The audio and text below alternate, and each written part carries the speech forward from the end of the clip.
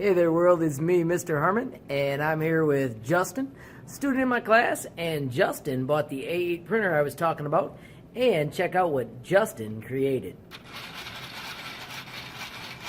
So, how many hours did your printer print to make that? I would say about 14. 14 hours. total. And then I see that it's attached with screws. Where are the screws from? These are just extra parts from the A8 A8. kit. Yeah. Yes, I thought I recognized Yeah. them, but I didn't get to ask you ahead of time.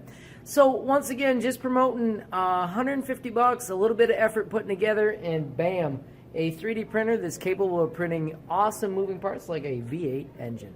Yeah, like if you know how to work one, I would definitely recommend getting that printer. Awesome.